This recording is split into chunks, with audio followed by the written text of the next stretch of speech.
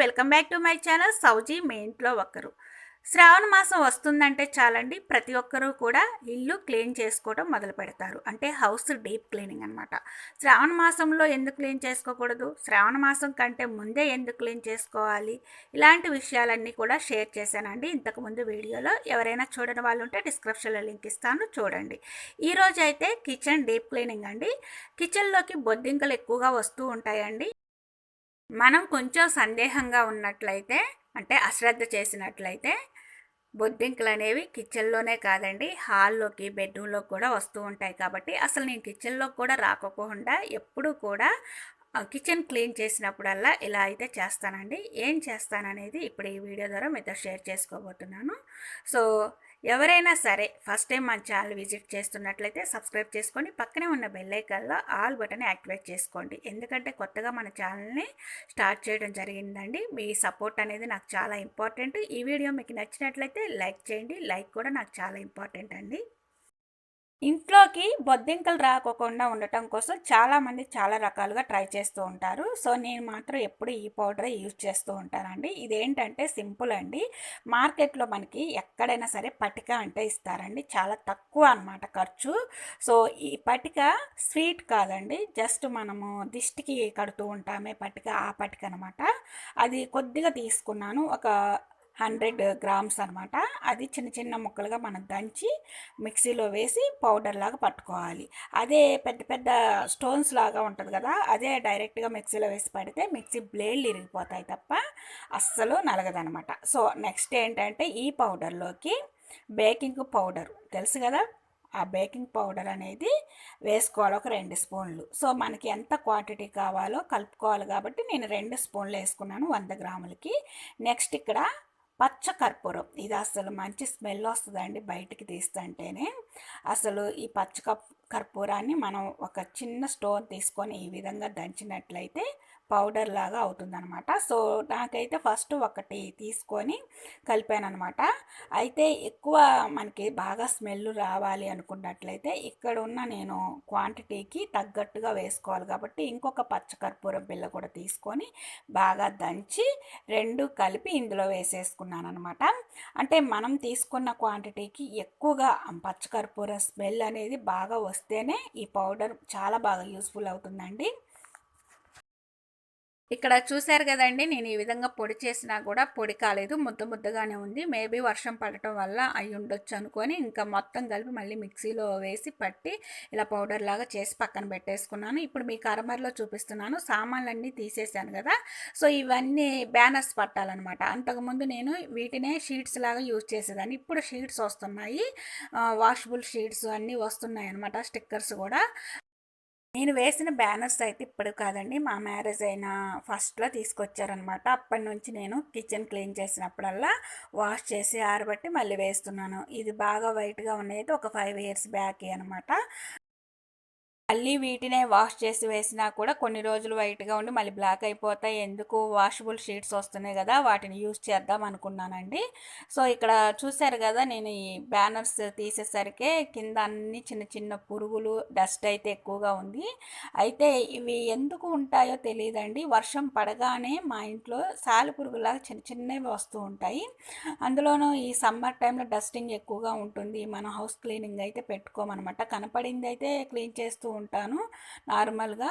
అయితే ఇక్కడ చూశారు కదా, ఇది డీప్ క్లీనింగ్ అనేది మనం ఎక్కువగా ఈ శ్రావణ మాసం కంటే ముందు చేస్తూ ఉంటాము, తర్వాత సంక్రాంతి కంటే ముందు అనమాట.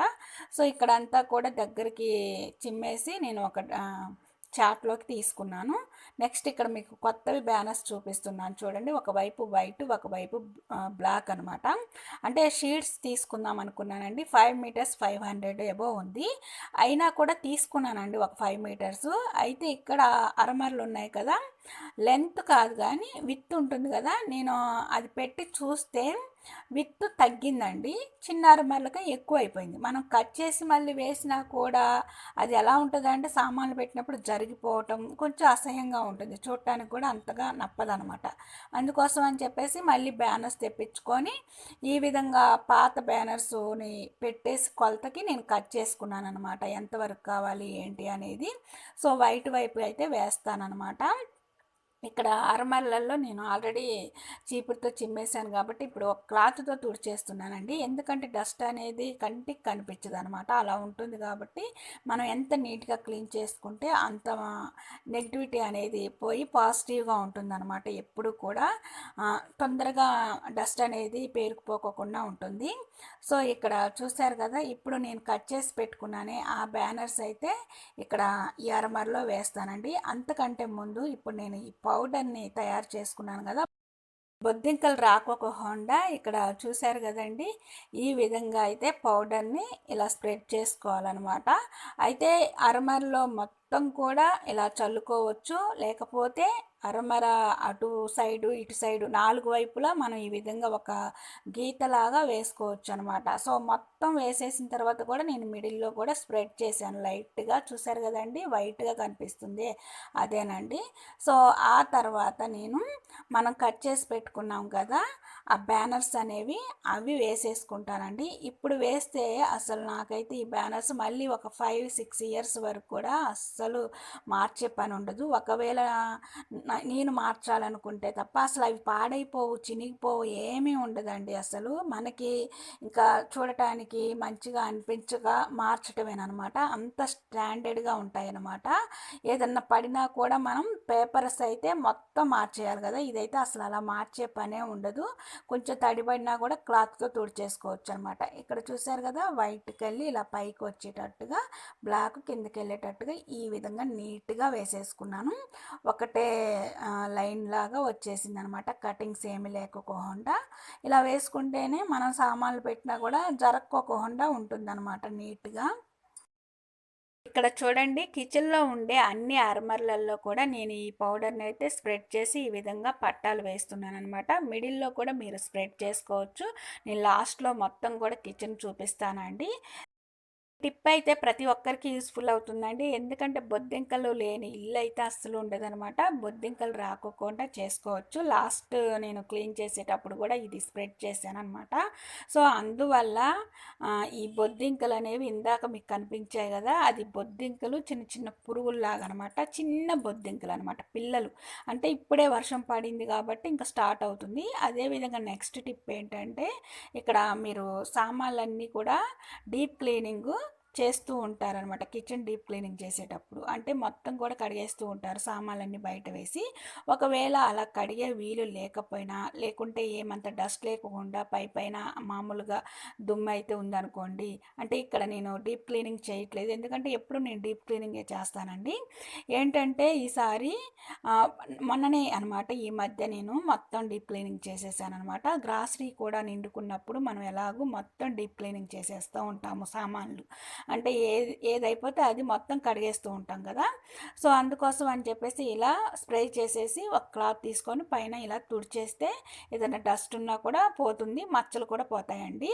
సో ఈ లిక్విడ్ ఏంటి అంటే 3 రకాలుగా చెప్తానండి. మీ దగ్గర హ్యాండ్ వాష్ ఉంటే హ్యాండ్ వాష్, ఒక గ్లాసు ఒక లోట నీళ్ళు కానీ, అంటే మీరు ఎన్ని సామాన్లు క్లీనింగ్ చేయాలనుకుంటున్నారో అన్నిటికి తగినట్టుగా వాటర్ వేసుకోండి ఒక గిన్నెలోకి. ఒక 2-3 డ్రాప్సేనండి హ్యాండ్ వాష్ కానీ, షాంపూ కానీ, కంఫర్ట్ లిక్విడ్ కానీ, ఏదైనా సరే మీ ఇష్టం అండి. మీ దగ్గర ఏది అవైలబుల్గా ఉంటే అది వేసేసి, ఇలా స్ప్రే బాటిల్ ఉంటే అందులో వేసేసుకోండి. ఇలా స్ప్రే చేసేసుకుంటూ ఒక క్లాత్ తీసుకొని తోడవండి. మీకు డౌట్ రావచ్చు, షాంపూ స్మెల్ రాదా, కంఫర్ట్ స్మెల్ రాదా అని. నెక్స్ట్ ఇంకొక క్లాత్ ఉంటుంది కదా, ఆ క్లాత్ తీసుకొని తడి క్లాత్తో అయినా తోడవచ్చు అనమాట, లేకుంటే పొడి క్లాత్తో అయినా తోడవచ్చు, మీ ఇష్టం అండి. ఆ స్మెల్ అయితే పోతుంది. గ్రాసరీ కంప్లీట్గా అయిపోయినప్పుడు మొత్తం డీప్ క్లీనింగ్ చేసుకోవడానికి ట్రై చేయండి. ఇక్కడ చూశారు కదండి, ఈ స్టీల్ డబ్బాలన్నీ కూడా నీట్గా నేను ఈ విధంగా క్లాత్తో తుడిచిన తర్వాత మీరు చూడండి ఎంత తెల్లగా కొత్త వాటిలాగా తలతల మెరిసిపోతున్నాయో.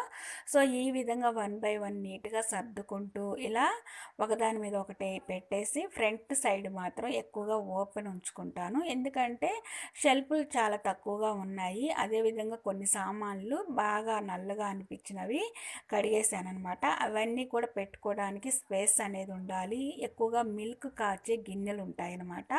సో అవన్నీ కూడా ఫ్రంట్ సైడ్ పెట్టుకోవచ్చు, అవైలబుల్గా ఉంటుంది తీసుకోవడానికి అని చెప్పేసి స్పేస్ ఉంచానండి. సో ఇది మిడిల్లో షెల్ఫ్ అనమాట. పైనుంచి మొత్తం కూడా ఎలా సర్దాను ఏంటి అనేది మీకు లాస్ట్లో క్లారిటీగా చూపిస్తానండి. అదేవిధంగా గ్రాసరీ ఉన్న పప్పు డబ్బాలు అవి కూడా ఇటు చిన్న చిన్న షెల్ఫ్లు ఉన్నాయి కదా, అటువైపు పెట్టుకున్నాను. స్టీల్ వాటిల్లోనే యూస్ చేయొచ్చు, బట్ ఏంటంటే స్టీల్ వాటిల్లో పెట్టుకుంటే నేను మర్చిపోతున్నానండి గ్రాసరీ అనేది. సో అందుకోసమే కొన్ని మాత్రమే స్టీల్ వాటిల్లో పెట్టేశాను, మిగిలినవన్నీ పక్కకి ఈ విధంగా పెట్టేసుకున్నాను అనమాట. సో ఈ విధంగా అయితే మీరు ఈ టిప్స్ని ఫాలో అయ్యి కిచెన్ అయితే నీట్గా ప్లాన్ చేసుకోవచ్చు అనమాట. కిచెన్ డీప్ క్లీనింగ్ చేసుకోవడం కోసం మార్నింగ్ 8:30కి స్టార్ట్ చేశానండి. ఆఫ్టర్నూన్ 2:30కి కంప్లీట్ అయిపోయిందనమాట. సో మొత్తం అయితే మీకు చూపిస్తున్నాను. నేను నా స్టైల్లో నాకు అవైలబుల్గా ఉండేటట్టుగా ఏది అవసరమో ఏది అనవసరమో అనుకున్నవి వెనక్కి, అవసరమయ్యాయి ముందుకి పెట్టుకుంటూ ఈ విధంగా అయితే సర్దుకున్నానండి. చూశారు కదండి. సో ఒక సైడ్ నుంచి మొత్తం చూపిస్తూ వస్తున్నానండి. సో ఇక్కడ చూశారు కదా, రాగి ఇత్తడి ఐటమ్స్ కూడా వీక్లీ వన్స్ క్లీనింగ్ చేస్తూనే ఉంటాను. సో అందుకోసం ఈరోజు క్లీనింగ్ చేయలేదు. ఇక్కడ పూజా మందిరం అంటే ఈశాన్యంలో పూజా మందిరం ఉంది, చిన్నదనమాట. మిగిలినవన్నీ ఇక్కడ పెట్టేసుకుంటాను. సో నేను మొన్ననే మొత్తం కూడా మార్చి పేపర్స్ సదిరాను, అందుకోసం ఇప్పుడైతే టచ్ చేయలేదనమాట. మళ్ళీ ఏకాదశి వస్తుంది కదా, ఎలాగో పూజా మందిరం పూజా సామాన్లన్నీ క్లీనింగ్ చేసుకుంటాను కాబట్టి అప్పుడు పేపర్స్ మార్చేస్తానండి. మొత్తం చూస్తున్నారు కదా, ఈ విధంగా అయితే క్లీనింగ్ చేశాను. ఇదైతే నేను స్పూన్లు అవి ఎక్కువగా పెట్టుకుంటానండి, గరిటెలు అవి అయితే కడిగేసి పక్కన పెట్టేశాను. ఇక్కడ చూశారు కదా, మెరూన్ కలర్ షీట్ వేసానండి. ఇది చాలా పెద్దది అయితే నేను ఇక్కడ వరకే వేసుకున్నాను, మొత్తం వైట్ వేసేసి. ఎందుకంటే ఇక్కడ నేను ఎక్కువగా మిక్సీ పడుతూ ఉంటాను, ఎక్కువగా డిష్ గిన్నెలు పెడుతూ ఉంటాను అనమాట. డిష్ ఐటమ్స్ ఉంటాయి కదా మనం వండుకున్న తర్వాత, అవి పెడుతూ ఉంటాను. పచ్చళ్ళు అలాంటివి పెట్టినప్పుడు మరకలు పడినా ఏదన్నా అక్కడంతా బ్లాక్ అయిపోతూ ఉంటుంది, మనం తుడిచినా కూడా ఆ మచ్చలు అనేవి అలానే ఉంటాయి అనమాట. సో అందుకోసం అని చెప్పేసి నేను ఆరుమర మొత్తం వేయకోకుండా అక్కడ వరకే వేసుకున్నానండి. చూశారు కదండి, నేను ఏ విధంగా చాలా సింపుల్గా తక్కువ టైంలోనే కిచెన్ ఏ విధంగా డీప్ క్లీనింగ్ చేసుకున్నాను. బొద్దింకలు మన కిచెన్లోకి కాదండి, మన హౌస్లోకి కూడా ఎంటర్ అవ్వకోకుండా నేను ఏ పౌడర్ యూజ్ చేస్తాననేది. సో అదేవిధంగా మన గ్రాసరీ అయిపోయిన తర్వాత డబ్బాలు కూడా నేను ఏ విధంగా ఎలాంటి లిక్విడ్స్తో క్లీన్ చేసుకుంటాను అనేది కూడా ఈ వీడియో మీకు నచ్చినట్లయితే లైక్ చేయండి, ఫ్రెండ్స్ అండ్ ఫ్యామిలీ మెంబర్స్కి షేర్ చేయండి. ఫస్ట్ టైం మన ఛానల్ ఎవరైనా విజిట్ చేస్తున్నట్లయితే సబ్స్క్రైబ్ చేసుకోండి, పక్కనే ఉన్న బెల్ ఐకాన్లో ఆల్ బటన్ యాక్టివేట్ చేసుకోండి. నేను వీడియో అప్లోడ్ చేయగానే ప్రతిదీ నోటిఫికేషన్ రూపంలో మీ ముందుకు వస్తుంది, మీరు మిస్ అవ్వకుండా ఉంటారు. Don't forget my channel. By by, take care. ఇంకొక మంచి యూస్ఫుల్ వీడియోతో మీ ముందుకు వచ్చేస్తాను. సౌజీ, మీ ఇంట్లో ఒక్కరు.